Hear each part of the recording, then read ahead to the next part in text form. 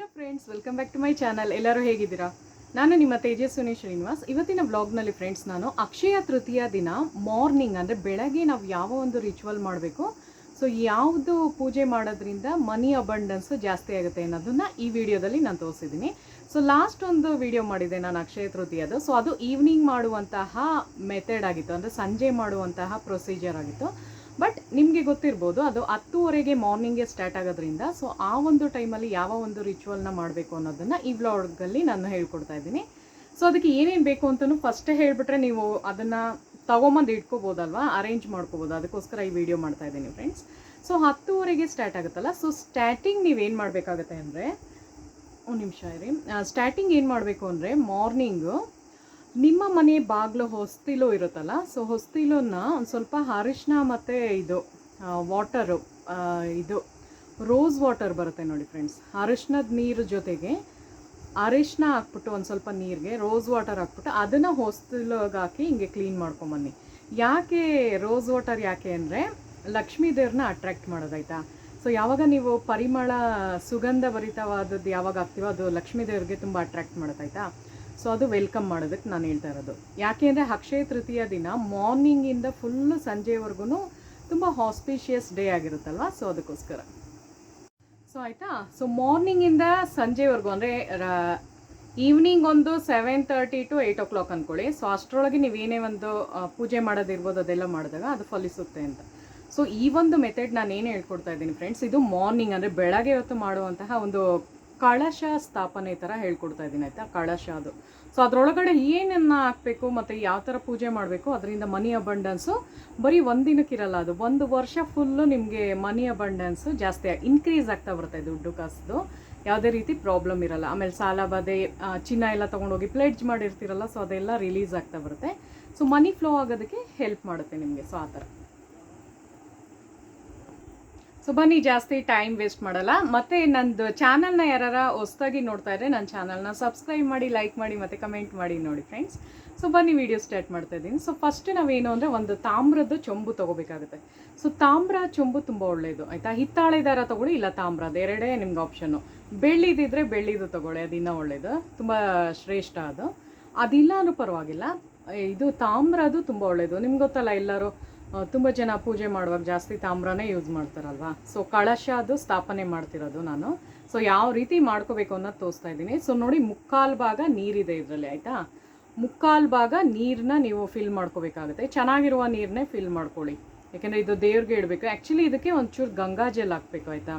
So ನಿಮ್ಮ ಮನೆಯಲ್ಲಿ ಅಕಸ್ಮಾತ್ ಗಂಗಾಜಲ್ ಇಟ್ಕೊಂಡಿದ್ರೆ ಪರವಾಗಿಲ್ಲ, ಇಲ್ಲಾಂದರೆ ನಮ್ಮ ಕಡೆ ರಾಮೇಶ್ವರಂದು ನೀರ್ದು ಇರುತ್ತೆ ಅಲ್ವಾ, ಸುಬ್ರಹ್ಮಣ್ಯ ದೇವಸ್ಥಾನದ ನೀರು ಇಟ್ಕೊಂಡಿರ್ತೀವಿ, ಮತ್ತು ಧರ್ಮಸ್ಥಳ ಅದು ನೀರೇನು ಬರುತ್ತಲ್ಲ ಅದು ಇಟ್ಕೊಂಡಿದ್ರೆ ಅದನ್ನು ಒಂದು ಸ್ವಲ್ಪ ಒಂದು 3 ಡ್ರಾಪ್ಸ್ ಹಾಕೋಬೋದು. ಸೊ ಏನೂ ಇಲ್ವಾ, ಡೋಂಟ್ ವರಿ. ಇದು ರೋಸ್ ವಾಟರ್ ಇರುತ್ತೆ ನೋಡಿ, ರೋಸ್ ವಾಟರ್ದು ಒಂದು 3 ಡ್ರಾಪ್ಸ್ ಥರ ಇದಕ್ಕೆ ಹಾಕ್ಬಿಟ್ಟು, ಸೊ ಅದೇನು ಗೊತ್ತಾ, ಒಂಥರ ಸ್ಮೆಲ್ ಬರುತ್ತೆ, ಚೆನ್ನಾಗಿ ಪರಿಮಳ ಬರುತ್ತೆ, ಅದಕ್ಕೋಸ್ಕರ.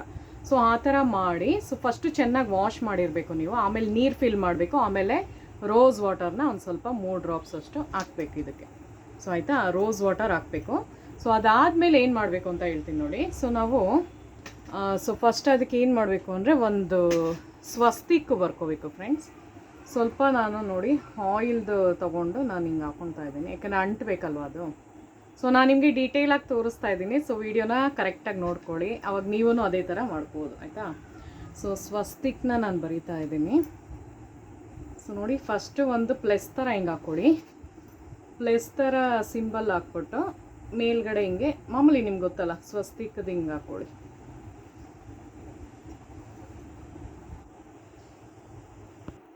ಸೊ ನೋಡಿ ಫ್ರೆಂಡ್ಸ್, ಈ ಥರ ಒಂದು ಸ್ವಸ್ತಿಕ್ ಹಾಕೋಬೇಕು. ಫಸ್ಟ್ ಅರಿಶಿನದ ಹಾಕಿ ಇದು ಮಾಡಿದ್ದೀನಿ.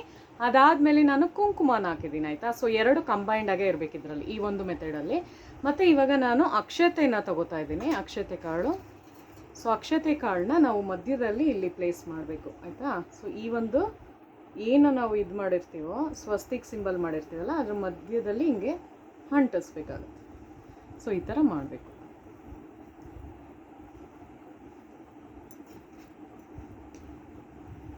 ಸೊ ಅದೇನು ಗೊತ್ತಾ, ಸ್ಥಾಪನೆ ಮಾಡ್ತಾ ಇರೋದು ನಾವು, ಕಳಶ ಸ್ಥಾಪನೆ ಥರ ಮಾಡ್ತಾ ಇರೋದು. ಸೊ ಅದು ಮನಿ ಅಬಂಡೆನ್ಸ್ನ ಇನ್ಕ್ರೀಸ್ ಮಾಡುತ್ತೆ. ಸೊ ನೋಡಿ, ಮಧ್ಯದಲ್ಲಿ ಹಿಂಗೆ ಇಟ್ಕೊಳ್ಳಿ. ಅದೊಂದು ಸ್ವಲ್ಪ ನಿಧಾನಕ್ಕೆ ಮಾಡಬೇಕು. ನಾನು ನಿಮಗೆ ತೋರಿಸ್ತಾ ಇರೋದಷ್ಟೇ ಯಾವ ಥರ ಮಾಡ್ಕೋಬೇಕು ಅಂತ. ಸೊ ಆಯಿತಾ, ಈ ಥರ ಒಂದು ಮಾಡಿಕೊಂಡು ಸೊ ಇವಾಗ ನೀವೇನು ಮಾಡಬೇಕು ಅಂದರೆ ಕೆಂಪು ದಾರ ತೊಗೋಬೇಕು. ಈ ದೇವ್ರದ್ದು ಪೂಜಾ ಸಾಮಾನು ಸಿಗುತ್ತೆ ನೋಡಿ, ಅಂಥ ಕಡೆ ನಿಮಗೆ ಆ ಒಂದು ಥ್ರೆಡ್ ಸಿಗುತ್ತೆ. ಸೊ ಅದು ಹೇಳ್ತೀನಿ ಯಾವ ಥರ ಮಾಡಬೇಕು ಅಂದರೆ ಫ್ರೆಂಡ್ಸ್, ಈ ಒಂದು ಕೆಂಪು ದಾರ ತೊಗೊಂಡು 3 ಸುತ್ತು ಸುತ್ತಬೇಕು. ಸೊ 3 ಸಲ ಸುತ್ತಬಿಟ್ಟು ನಾನು ತೋರಿಸ್ತೀನಿ ಹಿಂಗಾಗಿದೆ. ಸೊ ನಾನೇನು ಒಂದು ಈ ಮೆಥಡ್ನ ತೋರಿಸ್ತಾ ಇದ್ದೀನೋ, ಅಕ್ಷಯ ತೃತೀಯ ದಿನ ಮಾರ್ನಿಂಗ್ ಅಂದರೆ ಬೆಳಗ್ಗೆ ಇಡಬೇಕು. ನೀವು ಈ ಒಂದು ಕಳಶ ಸ್ಥಾಪನೆದು ಏನು ಒಂದು ಕಳಶ ಇರುತ್ತೋ ಅದು ನೀವು ಇಟ್ಬಿಟ್ಟು ತಕ್ಷಣ ತೆಗಿಬಾರ್ದು, ಒಂದಿನ ಆದಮೇಲೂ ತೆಗಿಬಾರ್ದು. ಇದು ಒಂದು 21 ಡೇಸ್ ಅಲ್ಲೇ ಇಡಬೇಕು. ಆ ಒಂದು ಜಾಗದಲ್ಲಿ ಏನು ಒಂದು ಪ್ರತಿಷ್ಠಾಪನೆ ಮಾಡಿರ್ತೀರೋ 21 ದಿನ ನೀವು ಇಡಬೇಕಾಗುತ್ತೆ.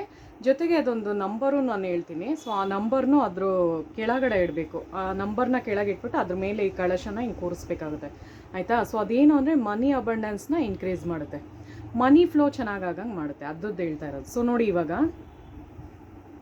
3 ಹಿಂಗೆ ಸುತ್ತಬಿಟ್ಟು ಗಂಟು ಹಾಕಿದ್ದೀನಿ, ಆಯಿತಾ. ಸೊ 2 ನಾಟ್ ಥರ ಹಾಕ್ಕೊಳ್ಳಿ. 3 ಸುತ್ತು ಬರಬೇಕು, ಒಟ್ಟಿನಲ್ಲಿ 3 ಸುತ್ತು ಇರಬೇಕು. ಕೆಂಪು ದಾರನೇ ತೊಗೋಬೇಕು ನೀವು ಇದಕ್ಕೆ, ಆಯಿತಾ. ಮತ್ತು ಇನ್ನೊಂದು ಹೇಳಬೇಕು ಫ್ರೆಂಡ್ಸ್, ಅವತ್ತಿನ ದಿನ ನೀವೇನು ಗೊತ್ತಾ, ಹಳದಿ ಬಟ್ಟೆನ ಹಾಕೋಬೇಕು. ಯೆಲ್ಲೋ ಕಲರ್ ಸ್ಯಾರಿ ಉಡ್ಬೋದು, ಯೆಲ್ಲೋ ಕಲರ್ ಚೂಡಿದಾರ್ ಹಾಕೋಬೋದು. ಒಟ್ಟಿನಲ್ಲಿ ಯೆಲ್ಲೋ ಕಲರಲ್ಲಿ ಇರುವಂತಹ ಡ್ರೆಸ್ನ ಉಪಯೋಗಿಸಿದಾಗೇನು ಅಂದರೆ ಮನಿ ಇನ್ಕ್ರೀಸ್ ಆಗುತ್ತೆ, ದುಡ್ಡು ಚಿನ್ನ ಬೆಳ್ಳಿ ಅದೆಲ್ಲ ಜಾಸ್ತಿ ಸೇರುತ್ತೆ. ಸೊ ಅದು ಒಂದು ನಿಮ್ಗೆ ಹೇಳ್ತಾ ಇದ್ದೀನಿ. ಸೊ ಯಾಕೆಂದರೆ ಭಾನುವಾರ ಬಿದ್ದಿರೋದ್ರಿಂದ ಫ್ರೆಂಡ್ಸ್ ಅದು ಯೆಲ್ಲೋ ಕಲರೇ ನಾವು ಹಾಕಬೇಕಾಗುತ್ತೆ. ಸೊ ಆಯಿತಾ, ಆ ಥರ ಒಂದು ಮಾಡಾದಮೇಲೆ ನೀವೇನು ಮಾಡಬೇಕು ಅಂದರೆ ನಾನು ನಿಮಗೆ ಸೊ ಇದೆಲ್ಲ ಆದಮೇಲೆ ಕಳಶದೆಲ್ಲ ಮಾಡಿರ್ತೀರಲ್ಲ, ಸೊ ಎಲ್ಲ ಆದಮೇಲೆ ನಾನು ಹೇಳೋದು ಓಂ ಮಹಾಲಕ್ಷ್ಮೀ ನಮಃ ಅಂತ ಎಲ್ಲ ಮಾಡ್ತಿರಲ್ಲ, ಸೊ ಅದೆಲ್ಲ ಆದಮೇಲೆ 3 ಸಲ ಹಿಂಗೆ ಹಣೆ ಮೇಲೆ ಹಿಂಗೆ ಟಚ್ ಮಾಡಬೇಕಾಗುತ್ತೆ. ಸೊ ಟಚ್ ಮಾಡಿದಾಗ ನಿಮ್ಮ ಒಂದು ವಿಶ್ನ ನೀವು ಹೇಳ್ಕೊಬೋದು. ಸೊ ನಾನೇನು ಬರೆದಿಟ್ಟಿದ್ದೀನಲ್ಲ 1 ಲ್ಯಾಕ್ ಅಂತ ಏನೋ ಮಾಡಿದ್ದೀನಲ್ಲ, ಸೊ ಅದ್ರ ಬಗ್ಗೆ ನಾನು ಮಾತಾಡ್ಬಿಟ್ಟು ಅಂದರೆ ಮನಸ್ಸಲ್ಲಿ ಹೇಳ್ಕೊಬೇಕು. ಸೊ ನಿಮ್ಮ ಒಂದು ಆಸೆನ ಏನಿದೆಯೋ ಅದನ್ನು ಹೇಳ್ಕೊಂಡು 3 ಸಲ ಹಿಂಗೆ ಟಚ್ ಮಾಡಬೇಕಾಯ್ತಾ. 3 ಸಲ ಟಚ್ ಮಾಡಿಬಿಟ್ಟು ಆ ಒಂದು ಪೇಪರ್ ಮೇಲೆ ಇಟ್ಬಿಡ್ಬೇಕು.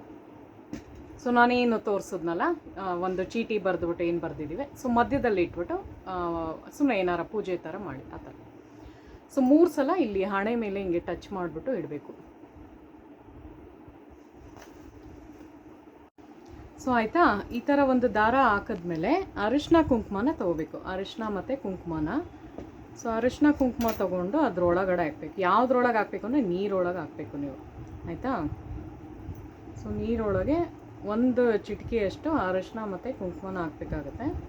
ಸೊ ಅದಾದಮೇಲೆ ಅಕ್ಷತೆ ಕಾಳನ್ನ ಹಾಕಬೇಕು ನೀವು, ಅಕ್ಷತೆ ಕಾಳನ್ನ.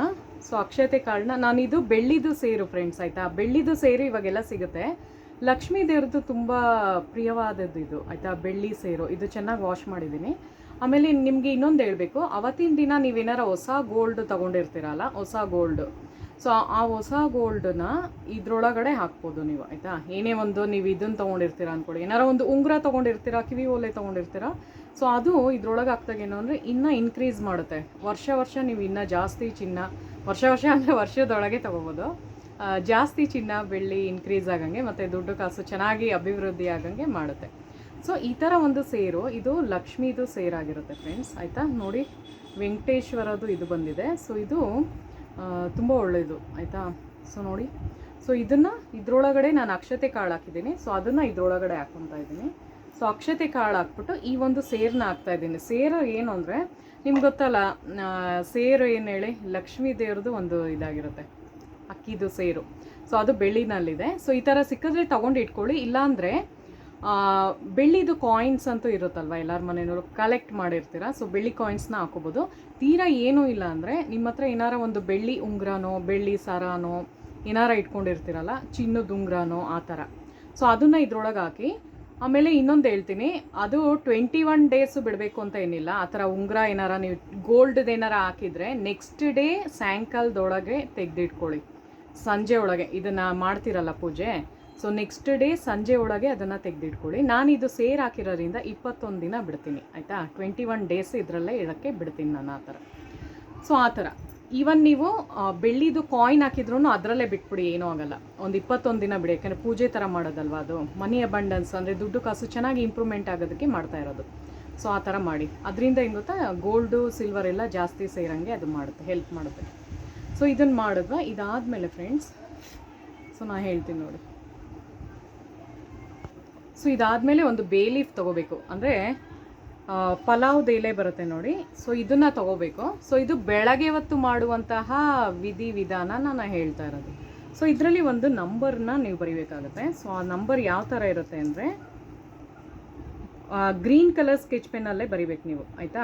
ಗ್ರೀನ್ ಕಲರ್ ಸ್ಕೆಚ್ ಪೆನ್ 5207 ಮತ್ತು 18 ಅಂತ. ಇದು ಮನಿ ಫ್ಲೋ ಜಾಸ್ತಿ ಆಗೋದಕ್ಕೆ ಇರುವಂತಹ ನಂಬರ್ ಆಗಿರುತ್ತೆ. ಇದು ನಾನು ಆಮೇಲೆ ತೋರಿಸ್ತೀನಿ ನಿಮಗೆ ಕೆಳಗಿಟ್ಟು. ಸೊ ಈ ಥರ ಒಂದು ನಂಬರ್ ಆಗಿರುತ್ತೆ ಫ್ರೆಂಡ್ಸ್, ಆಯಿತಾ. ಸೊ ಯಾವ ಥರ ಬರೀಬೇಕು ಅಂದರೆ 5207 ಅಂತ. ಸೊ ಇದು ಮನಿನ ಇನ್ಕ್ರೀಸ್ ಮಾಡುವಂತಹ ಒಂದು ನಂಬರ್ ಆಗಿರುತ್ತೆ.